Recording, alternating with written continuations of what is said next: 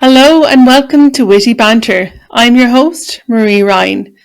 Joining me today is Alan Hennessy, the digital mentor.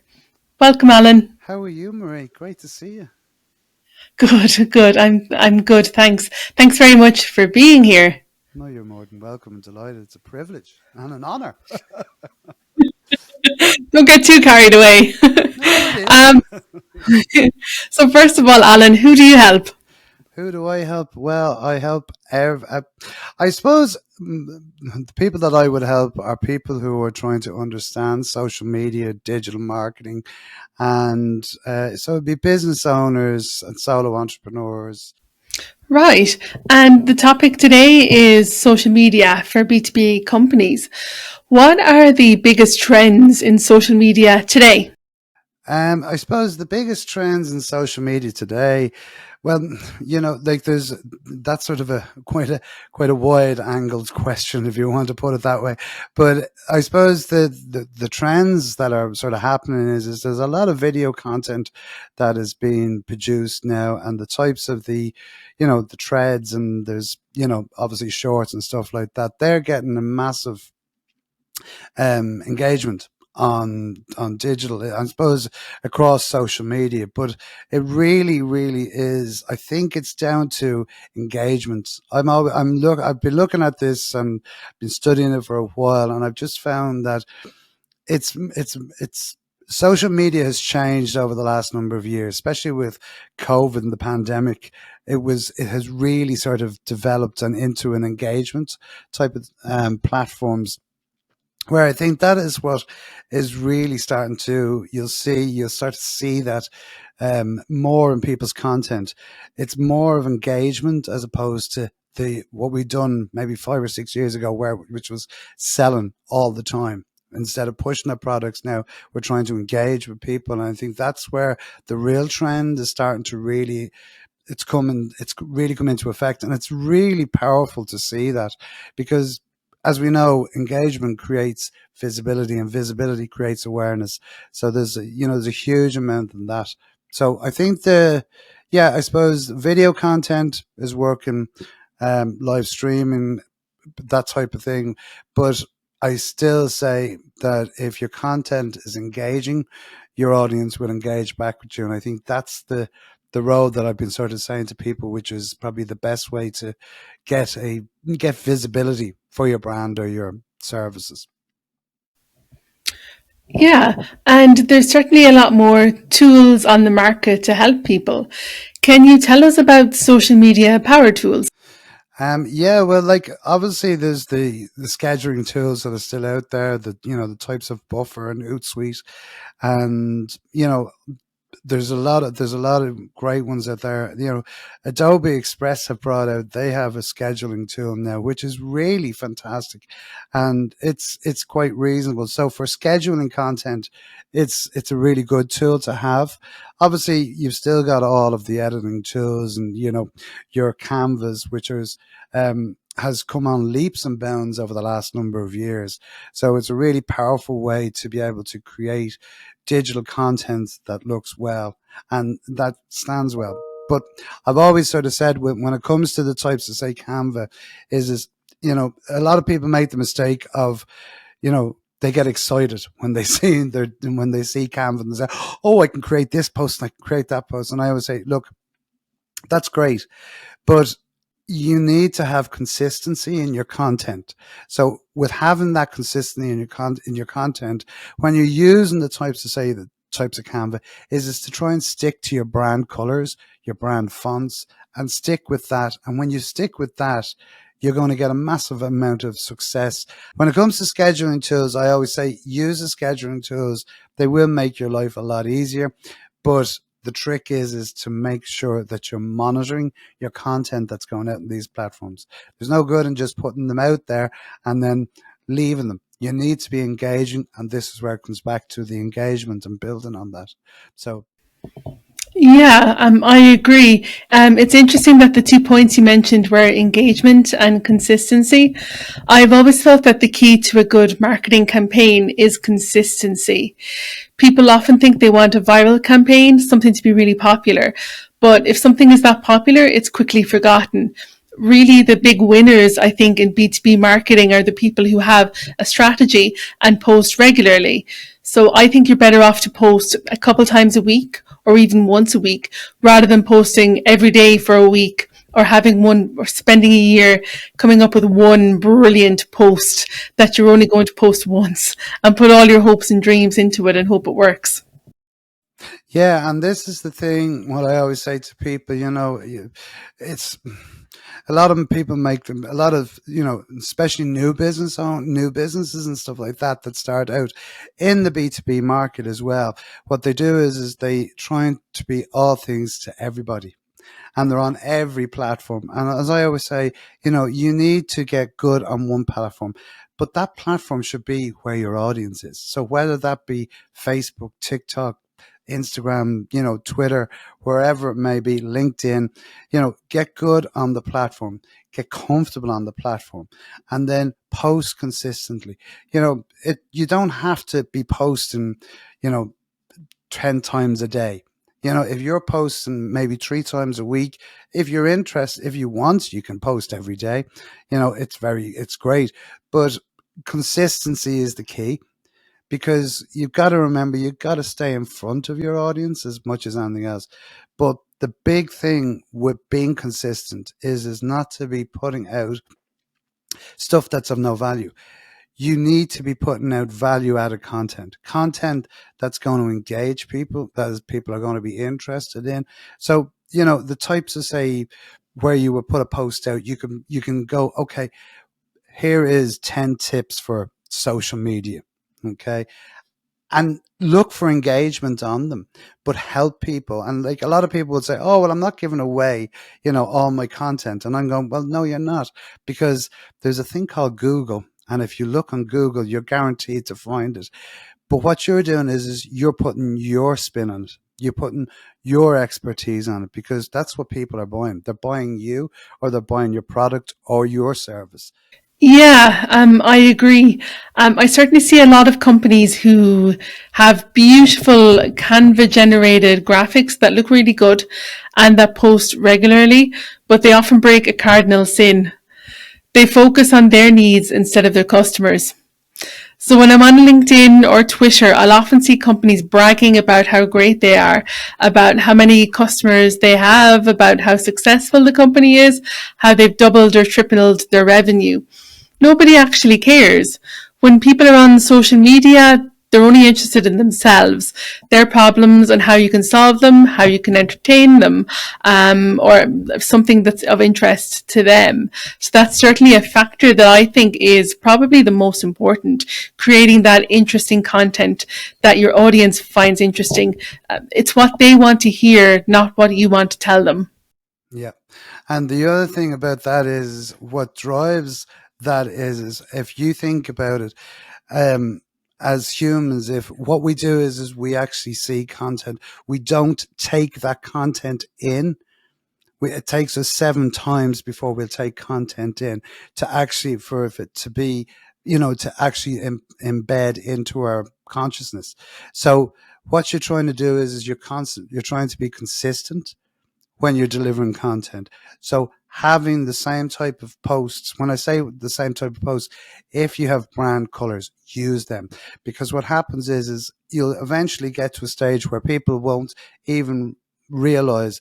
They'll just say, oh, that's the digital mentor. Because of the colors and the fonts. And they'll go, okay, there's a consistency there, but also the content is valuable to them. There's, I don't know if you know Mark Schaefer. Like, I would have Mark Schaefer as one of my, you know, go-to people when I want to learn.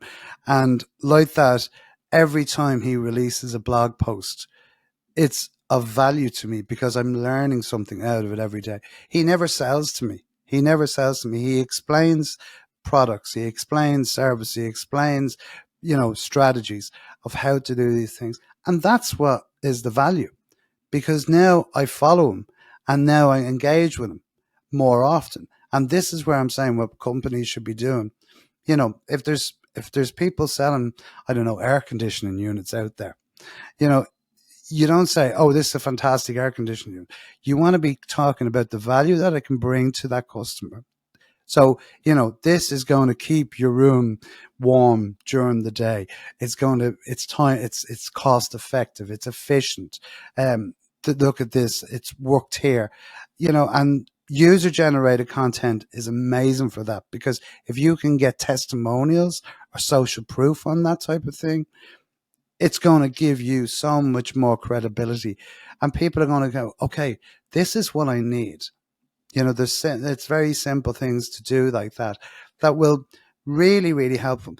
And don't, I suppose the big thing here is not to be, this is technical. You don't be getting too technical. You want to keep it really simple and smart, because people have little time. And with that little time, they want that information as clear as they can and as quickly as they can. So this is where I'm saying people need to think about, when you're delivering content, would this be something that you would breed, that this would entice you to make an extra connection or engage with that company? And if it does, you're on the right track. If it doesn't, you need to rethink it. Yeah, I agree. I definitely think user generated content is the way to go. Because, like that on websites, you would say you're brilliant. And your marketing team definitely would. They're paid to. But there's a lot if your customer says that you're actually good. So, if you're installing air conditioners and you keep on talking about how you're brilliant you are, if two or three customers said actually they're very, very good, that's going to speak volumes, I think, and count a lot more.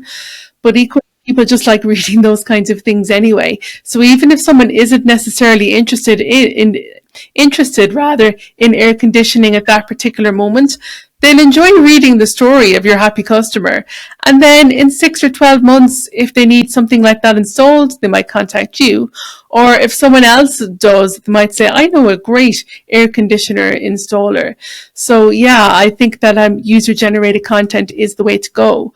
I know testimonials are the big one, but are there any other tips that you can give people to get more user generated content? The social, your user generated content feeds into your social currency. It feeds into your social proof. Your social proof is probably one of the most important things that you need online, because when people have when you have that social proof, and social proof can be in the form of testimonials, it can be in the form of people that are talking about your brand or talking about your products or talking about your services. And a lot of businesses miss out on this, is because what they do is they go, if I come on and I talk about this fantastic air conditioning. I don't know how we got onto air conditioning companies, but however, we will go with it. We'll go with it. If I'm talking about them, and sometimes they might just say it and they mightn't say anything. The companies don't engage with it.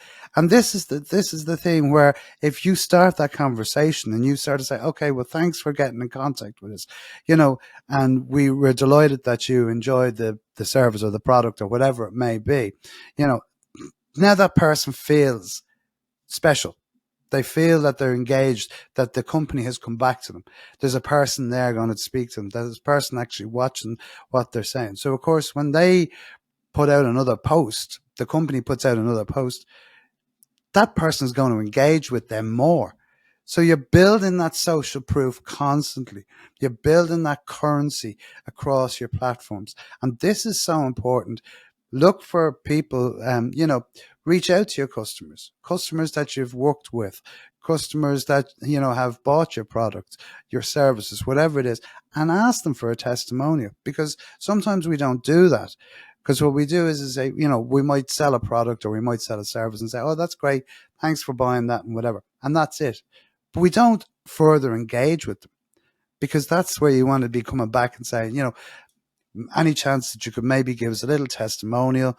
9 times out of 10, what people will say is, oh, well, what do you want me to write? And they say, well, no, I don't want you to write. I don't want to write it for you. I want you to write it for me. So how did that, product help you? There's a great thing that I do when I'm training and teaching, is I have a sort of a answer sheet for that. So the idea behind it is I don't actually tell them what to say, but what I do is I give them a guide and say, well, look, maybe you could talk about this particular aspect of the product or this particular aspect of the service. Um, was this valuable for you? What was the most valuable part of, the service that I provided for you? And that's when they get the inspiration to go and write. And then they'll put something up, and if you can get a video testimonial, 10 times more powerful, because you can remarket that in so many different ways as well. Yeah. The other thing, well, one thing I've noticed is that some companies have fear of getting testimonials. The idea is that if they put their customer's name, job title, and company name on their website or social, that they're giving their competitors the keys to swipe the customer from them. And I totally get where that fear comes from. The thing is, for most people, if you spend 20 or 30 minutes writing about how much you like something, about why you use a service, a product, what you like about working with certain people, you wind up liking them more. So far from giving your competitors the keys to disrupt your business, you're actually turning your customers into advocates, lifelong fans that will likely never leave you. Yeah. And loyalty is the key here. And that's the thing about it is you'll have loyal, contributors, people that will advocate for you. And, at the end of the day, if you make someone feel special, they're going to come back to you, unless you do something that is really out of sight, or it's wrong. They're not going to. 9 times out of 10, most people, when, like, I deal with customers and clients, and I have a number of clients that I've had for the last 10 years. And, in digital marketing, that's always quite a challenge to have. But they're loyal because they come back to me because they know that they'll get that service. You know, they might, I've had guys who've gone off and you say, oh, well, I'm getting it for cheaper here and I'm getting this. And, and I'm going, okay, well, go ahead. Go ahead. 9 times out of 10, they will come back and say, oh, no, they messed it up. So you build that trust, and if you can build that trust factor, it's so powerful. And look, at the end of the day, I know people say, oh, well, I don't want to put all my clients on my website. You don't have to. What you can do is you can say another happy customer, and you don't have to put their names with it. You know what I mean? You can just say, look, we deal with a company that does school books, and they just had a primary school teacher from County Kerry. Do you know that they don't name the person, but you are still legitimately putting that up there, So I'm a firm believer that social proof. And look, at the end of the day, if you want to find out who other companies' customers are, there's ways and means of doing that across the internet. So it's no big secret. So I'm a firm believer. We've gone past that stage now. Yeah, definitely. And in terms of engagement, how can people measure that? What are the best metrics or appropriate metrics to look at on social media to measure engagement? Well, a lot of people will go for the measurement. When they talk about measurement, they say, oh, well, I have 5,000 followers on, X, or I have this or whatever, you know what I mean? And I always say that's of no value. You want to be looking at the content that you're delivering, right? And analyzing what is getting the most likes, what is getting the most interaction on it. How many comments are they getting? Are they getting any comments? Is some getting some great interaction on it and great likes and great shares on it? Or is it just there's others that are just not hitting the mark? Well, that's the metric that I would always say to people is the one you want to be looking at, because what's working and people are engaging with, you want to do more of that. And what people aren't engaging with it, drop them. You're only wasting time. You might think, oh, this is great, but when you get no reaction to it, it's like, why would you spend a number of hours trying to create this content? That's not working. So look at the content that's working and measure that, and then start to look and say, okay, well, why is that working? And can we sort of move around this? Is there stuff that we can do extra with this that'll help us to be more engaged. And like every one of the social media platforms has their own metrics, and you can view that, and the data that's behind that is really, really powerful. So look at the data that's working, look at your posts that are working, look at your interaction. That's the place to be key. That's your key metrics. Yeah, and it's easy to get swept away with the amount of metrics and data available. Are there any metrics that people tend to look at that are meaningless? Like, what are vanity metrics? Yeah, well, see, this is where I go back to the vanity metrics. When I say, "Oh, I have 5,000 followers, and you should engage with me." Okay, here's a simple thing to do. If you're on Twitter or X now, as they say, and someone has 62 or 65 or 100,000 followers, okay, you look at their tweets or their posts or whatever they're called now, right? And look at the level of engagement that are on them posts. So you could have, 100,000 followers, but on each post or each tweet that you put out might only have two or three. Now, there's no value in that. Okay. What you're looking at is you're not looking to grow that vanity of metric of how many followers. Yes, it is. It's great to have them. But which I always use the analogy of, if you open up a shop in the morning and 2,000 people come into your shop and they just look around it and they walk back out and they don't buy a thing. You close the doors and then you open it up the next day and you come in and 200 people come in and each one of them 200 people buy something from you. Which is the better audience to have? Which is the better customer to have? It's the smaller one, because they're the ones that are buying from you. So if you can look after them people, so I always say, don't be worrying about your vanity metrics, because it really is. It's about the quality and the quantity. It's all about quality as opposed to quantity. So thinking about that, you know, engaging with your audience, connecting with your audience, and customers that are engaging with you are the ones that you want, because they're the ones that are going to, come and buy and become, as you say earlier on, they become your advocates, but they also become the people that you can rely on, that you can then turn to and say, would you please would you share this out with your community? We're doing this promotion or whatever. And they'll do that for you. As opposed to if you have, 100,000 followers and you ask them, not probably, maybe 1.0.0.1% of them will maybe share it for you. So, your vanity metrics, I think you're better off looking for quality as opposed to quantity. Right. And as part of the content mix and creating engaging content, how important is podcasting for marketing these days? Fantastic. Fantastic. It is such an opportunity. You know, excuse me. When it comes to podcasting, I've been doing it for a number of years now, and I enjoy talking to people. I enjoy, being a guest on a podcast like I am here. And it's a really powerful tool for your marketing.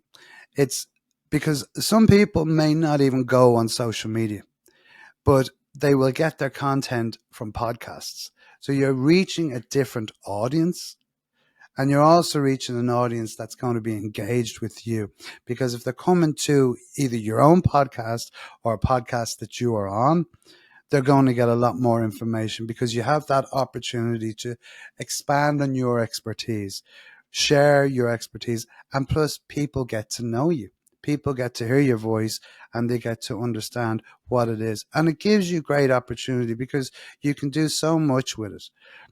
There's a huge part of remarketing, and it helps you to build your credibility, your visibility, and build awareness for you, either you as an entrepreneur, as a solo business owner, or for an actual business. They have this opportunity to share what they're doing and have them in conversations. So that I think it's such a powerful medium, and like it sort of is it's still like, I know it's been around for so long, it sort of dropped off, but now it's starting to come back. And I think that's happened over the last 2 or 3 years, that podcasts have become so popular now, because most people will listen to a podcast, whether they're, walking, running, whether it be doing the iron and making dinner, or just out for, just sitting back and relaxing. So you have that opportunity. But the great thing about podcasting is that, and I have a master's in NLP, so which is neuro linguistic programming. So what happens is you have your conscious mind is 7%, but your unconscious, or your subconscious and unconscious mind, people call it either, is 93%. Okay. Now, what happens is with the conscious mind, as we're walking and talking, that's the conscious mind is known to put one foot in front of the other. But the subconscious is listening, and it's taking that information in deeper. So it's going to retain it a lot more. So this is where a podcast can be so powerful, because we're doing two different things at the same time, but we're taking that information in so much more. And this is the power of podcasting. Yeah, I agree. And also in B2B marketing, sales cycles tend to be quite long. They're quite drawn out. There's lots of people involved. Even a short sale can take a few months. So I think podcasting is a great way to keep in touch with your customers, of course, but also your prospects. So that when they're ready, so that they don't forget about you and they can keep in touch. But equally, there might be different people at different stages of the buyer's funnel that have no interest right now. But if they're listening to you consistently over, say, 6 months, and then suddenly they need to buy your service or product, you're quickly top of the list without you ever having had to do a thing. So you can get those sales quite quickly because of the relationship you've unwittingly built through your free content, through podcasting. And it might seem very, very simple, but really it's because of all the work you've been doing. Yeah, and the great thing about it is there could be touch points in there, in if you're creating these podcasts, that you could be pushing out social media content over a number of months or whatever, and people mightn't be engaged with it, or they mightn't be. They'll say, "Oh yeah, that's yeah, grand. I see all his posts every day." But I could be talking to someone on a podcast, and I could mention something, and all of a sudden that clicks into place and say, that's the person that we need to talk to. So hence, your content is constantly evolving. Plus, as well, it's a great reference point as well. So if you're having this conversation and we're talking about, say, vanity metrics, people might listen back to this in a couple of months' time and say, oh, you know, what Alan Hennessy said, I must actually get in contact with him and maybe talk a little bit more. So it's sort of it's constant content that keeps evolving, that you have there as a user, as using content. Like, I use it when I'm training, I'm teaching. Like, I have a number of podcasts, but I've interviewed some of the world's leading experts in digital marketing. And if I'm talking about, say, for instance, I might be talking about LinkedIn, I can then go and say, well, listen back to episode blah blah blah, whatever it was, with with another LinkedIn expert. And so you have that as a tool, and it's another piece of marketing content that you can use, that not directly, that could be 6 months ago, but it still holds relevance for that audience. So there's great opportunities there to share content out across your social. Right. And one thing we're all hearing a lot about lately is AI. What impact is AI having on social media, and how do you think it will progress in the coming months and years? Um, well, I look at AI the way I look at the way social media came about. Okay. And this is sort of it's a different approach of the way I look at AI. I think it's fascinating, and I think it's a tool that we should be using. A lot of people are saying, oh, it's going to take my job away, or it's going to take our jobs away, and it's going to do this, that, and the other. And look, at the end of the day, everyone thought that about social media as well. Everyone thought that about digital, traditional marketers, and then digital marketers, all of that. But it's the natural progression. And I think we've got to embrace AI, because I think AI is here to stay, and it's only going to get more intelligent as it goes along. But it's like, I always use it as the analogy of, if you go for a swim in the sea, okay, and people say, "Oh, well, AI is so big and it's all this," and I go, "Okay, well, think about it this way: you go for a swim in the sea, okay? You're only going to go to that bit of the beach that you want to dip your toe in the water. You're only going to swim in that area. You're not swimming across the whole oceans of the world. You're just putting your own. You have your own little space. So I always say to people, dip your toe in the water. Have a look and see what works for you. You don't have to, be overwhelmed by this. You can use this to as much as you wanted to, or as little as you wanted to. Where I think it will impact on social media, it will help us to understand, and it'll help us to grow our social media. I'm not saying, like, I've heard this argument of, oh, people are just going to use AI and they're just going to create blog posts and they're going to, put it out in their social media, and that's going to save them having to do anything. I always say, okay, AI is a tool. It's artificial intelligence. It doesn't have empathy. I know it will over time, it may grow certain amounts, but it's never going to have that human touch. It's never going to have empathy.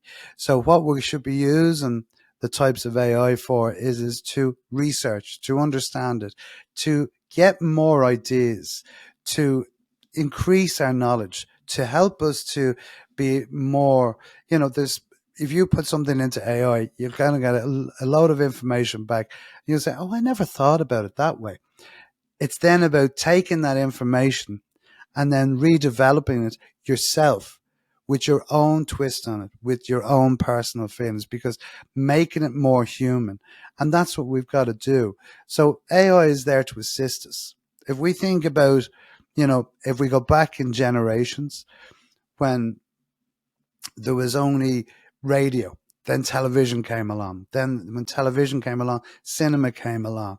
And all things are still there. It's just a constant evolution. It's the same when we got, computers. Then we had the internet, and then we went to social media. And I remember back in the day when people said, oh, I won't be going on that social media show. I don't want everyone to know my business. Now we're putting up pictures of our dinner. That's great. It was very useful. Thanks so much for your time today. No problem. You're more than welcome. Always a pleasure to sit and talk to you. If somebody wants to get in touch with you, how would they do so? Well, the easiest way is the digitalmentor.ie. Thanks for tuning in to Witty Banter. If you enjoyed this episode, please follow, like and share. You can get in touch by visiting the website wittybanter.com. That's witty-banter.com, or follow Witty Banter on LinkedIn to get updates as they happen.